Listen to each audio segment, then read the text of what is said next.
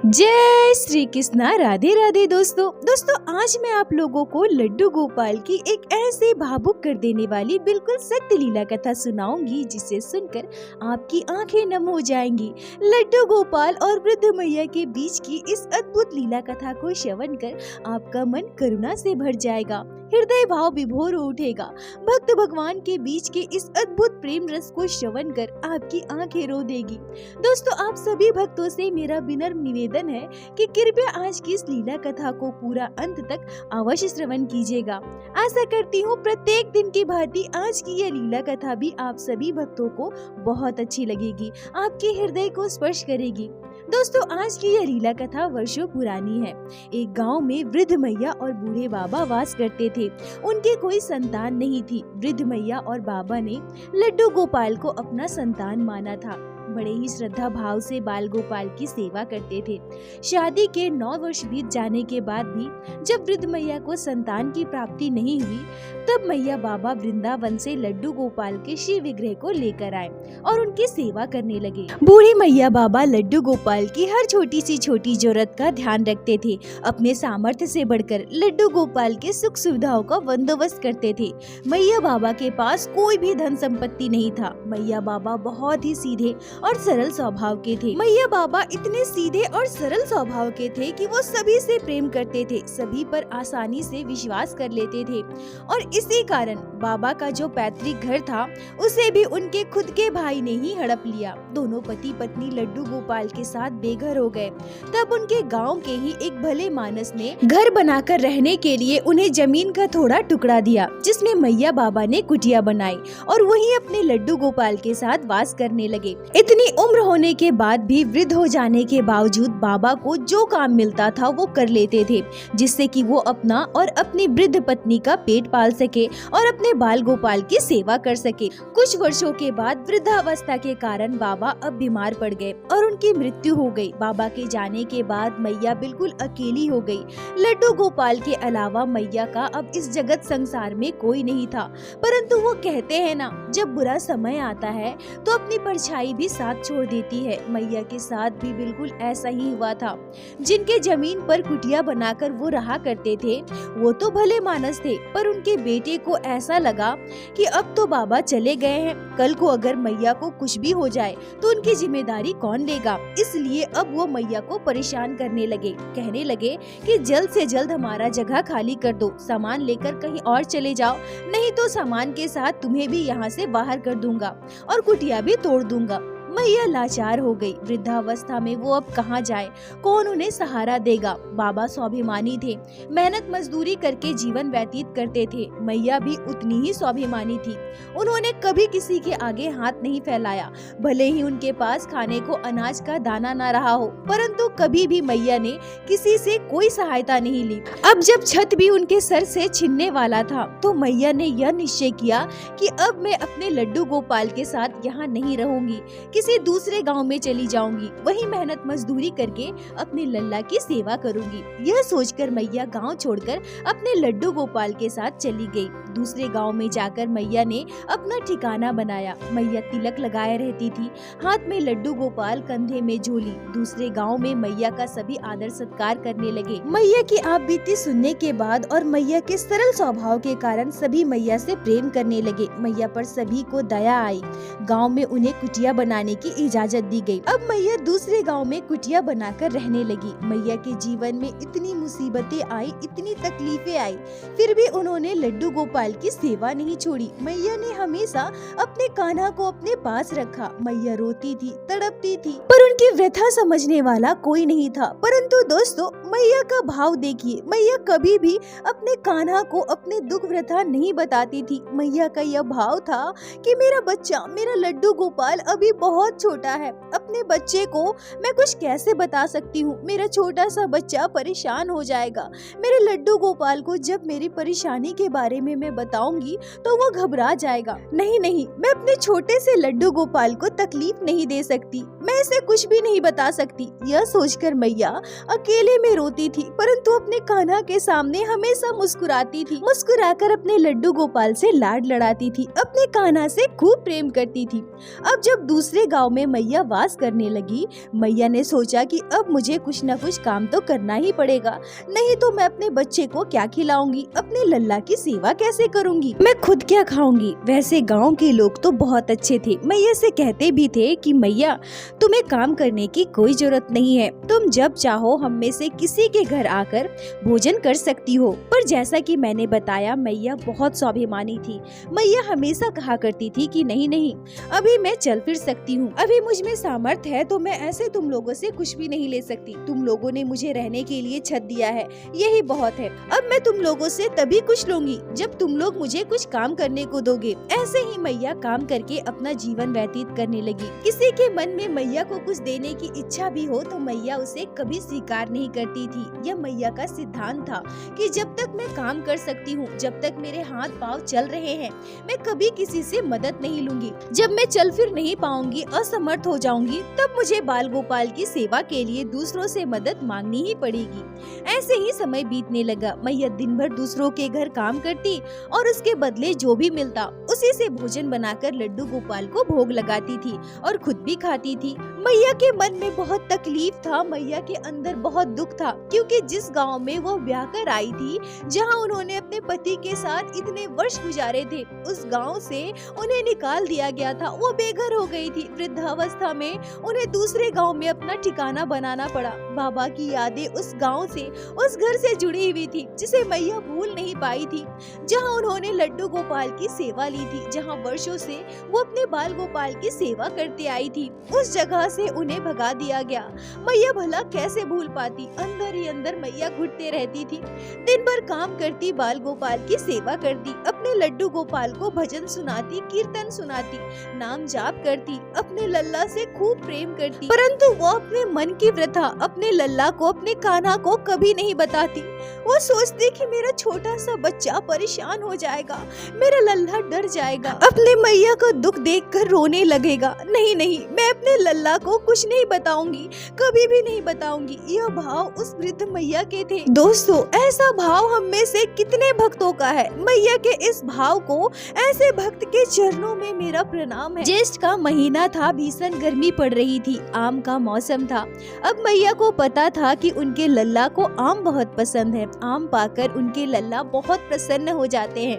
अब मैया कई दिनों से ये योजना बनाने लगी कि मेरे पास अगर कुछ पैसे हो जाए तो मैं अपने लल्ला के लिए आम खरीद कर लेकर आऊं, अपने लड्डू गोपाल को आम का भोग लगाऊं। पर मैया के पास ना इतने पैसे हो पा रहे थे, ना वो अपने लल्ला को आम का भोग लगा पा रही थी। पर मैया जब भी किसी बच्चे को आम खाते देखती तो मैया को बड़ी इच्छा होती, मेरा भी छोटा सा लल्ला, उसे भी आम बहुत पसंद है, मुझे भी अपने लड्डू गोपाल के लिए आम खरीदना है, अपने लल्ला को आम का भोग लगाना है। और दोस्तों, आप लोगों को बता दूं कि ये घटना वर्षों पुरानी है। तो उस समय मैया को काम के बदले पैसे नहीं मिला करते थे। उन्हें चावल, दाल, अनाज, ये सारी चीजें मिला करती थी। मैया खुद के खाने के लिए कुछ रखकर बाकी का सामान दुकान में बेचकर उस पैसे से वो अपने बाल गोपाल के लिए पोशाक, श्रृंगार का सामान, खुद के लिए कपड़े, ये सारी चीज खरीदा करती थी। और प्राय अक्सर गाँव में पहले के जमाने में ऐसा ही होता था। काम के बदले लोगों को पैसे न देकर अनाज दिए जाते थे,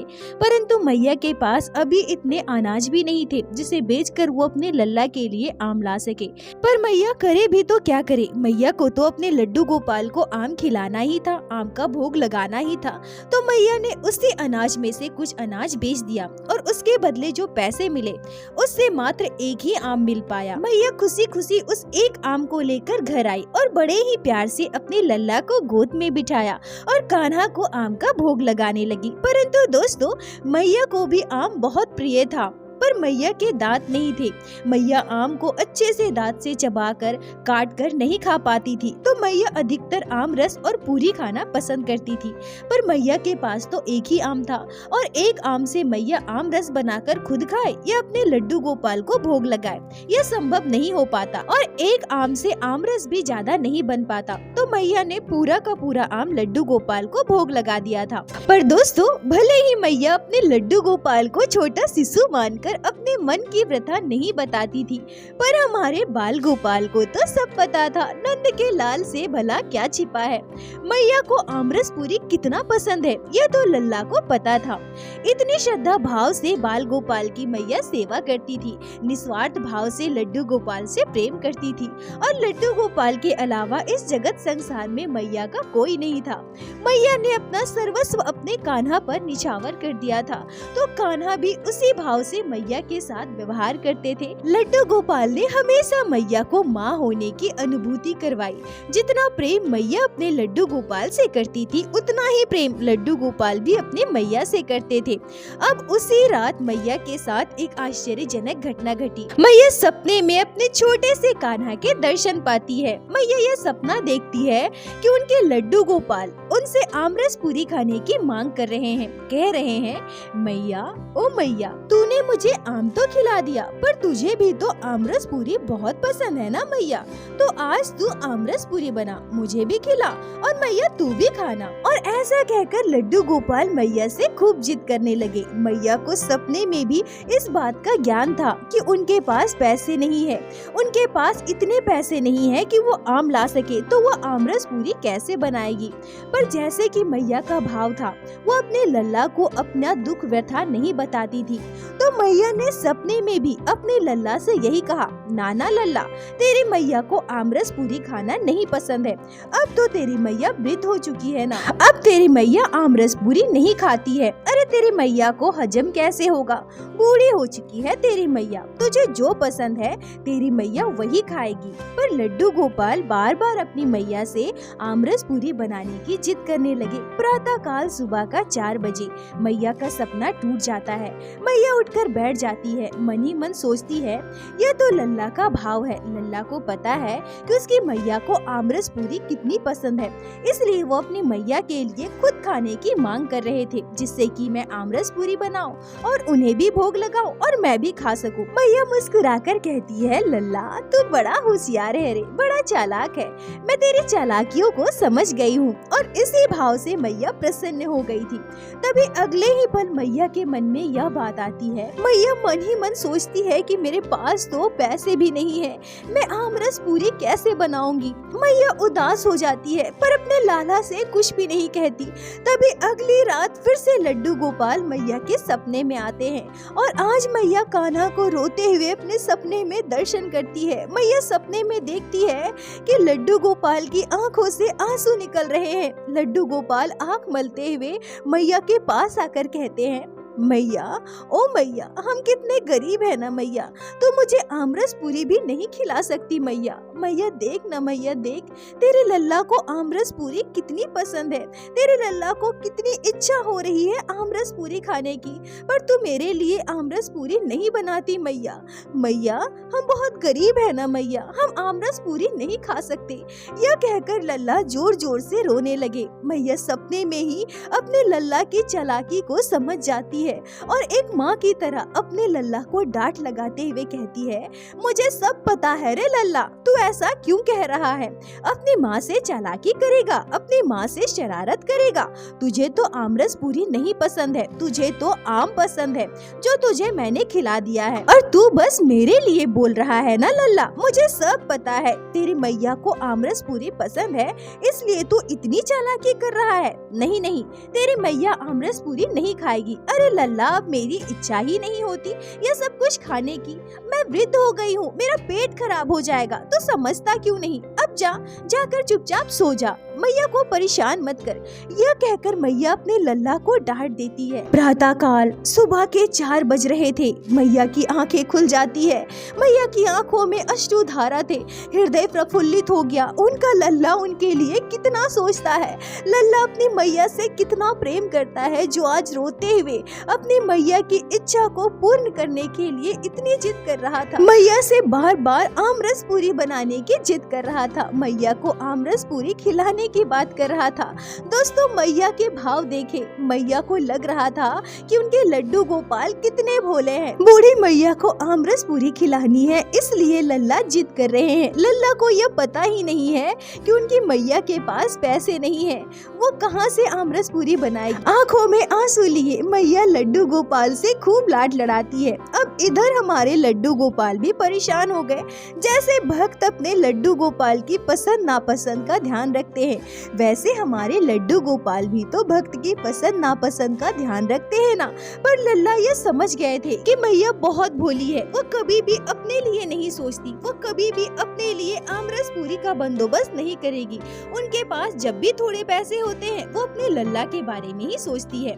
अब हुआ यूं कि अगले दिन सुबह सुबह एक अनजान महिला हाथ में बड़ी सी थाल लिए मैया के घर आती है। आंखों में आंसू लिए मैया के आगे खड़ी हो जाती है।